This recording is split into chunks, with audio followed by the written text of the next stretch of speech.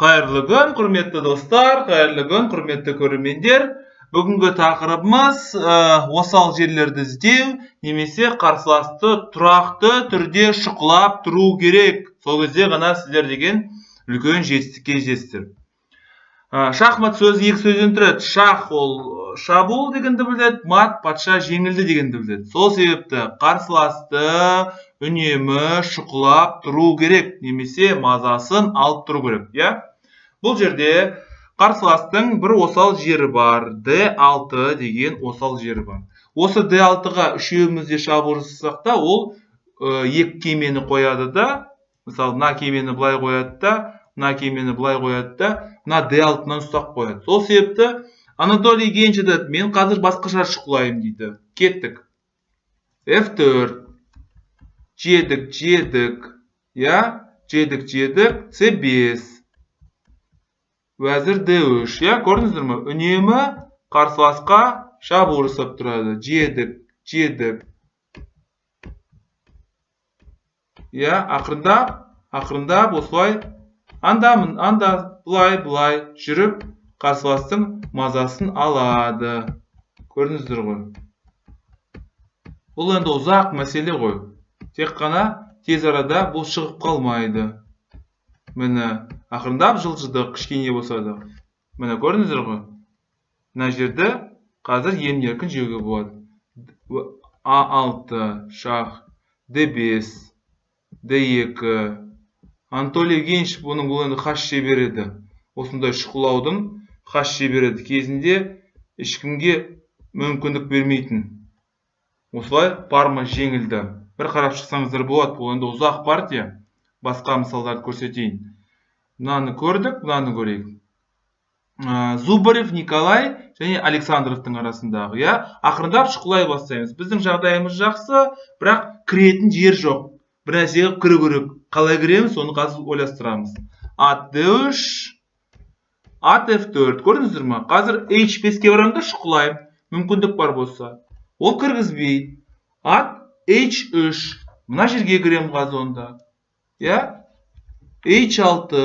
Қайтадан F4-ке барам. G5. H5-ке кіріп кетем.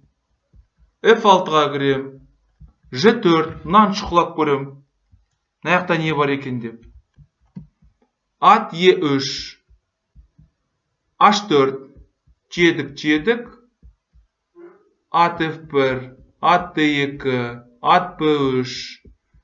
Ат D4. Ат E2. Ат F4. Және B4. Осымен қаралардың жағдайы бітті. Егер де мына піл мынаяққа баратын болса, біз мынаны жек қоямыз. Егер де піл деген, мысалы, мына жерге баратын болса, онда біз мынаны жек қоямыз. Егер де патша деген бұлай қимылдайтын болса, біз мында кіреміз. Егер де патша бұлай қимылдайтын болса, онда біз мында кіреміз. Көрдіңіздер ғой. Міне осылай ақырындап шұқылап қарсыластың мазасын алып тұру керек. Мынаны көрдік. Енді мынаны көрейік. Василий Васильевич Смысловпен және Керестің арасындағы ойын. Керест түсініп отыр. Мына B3-тегі ол қарсыластың осал жері. Сол себепті енді басқа жерден шұқылауға тырысайық деп ойланып отыр. Ат G6, H5, H4, піл F5, патша F6, патша E6. Осымен қарсылас жеңілді. Неге жеңілді? Өйткені біз деген ақырындап мына патша E5, патша E4 деп мына жауынгерлерге де шабуыл жасап қарсыластың мазасын аламыз. Мысалы, былай патша E5, былай патшаны мынаны біз деген қай жерге қойсақ болады? Мына жерге қойға болады әзірше. Ол былай барады. Мысалы, шабуыл жасадық. Мынаған шабуыл жасадық. Қайтадан ол нетеді. Осылай ойластырып, мысалы, былай жүрсе, былай. Қарсыластың аумағына осылай кіруге болады. Кеттік. Мынаны көрдік. Мынаны көрдік. Енді мынаны көрейік. мына жерді көрейік. Қайтадан Кан Илья Абрамович, Керес Пауль Керестің арасында. Кеттік C4, піл E4, G7, және мына осал жерлерді қарайды. Патша C7, патша D6, біз білеміз, патшаның белсенділігі ойынның соңында өте маңызды.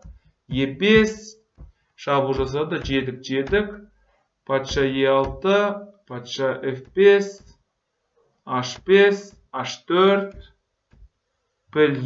патша E3, піл F5, бұлай жедік. Және F6. Келесі жүріс G5 деп жүреді де, барлық мәселе аяқталады. Мынаны көрдік. Мынаны көрдік. Көрген жоқпыз, мынаны кеттік. Шұқылаудың басқа жолдарын көрейік. H5, мына жерді шұқылап көрейік. Не бар екен деп. H4, енді болашақта мына жақтан кіреміз. Піл C3, кірдік.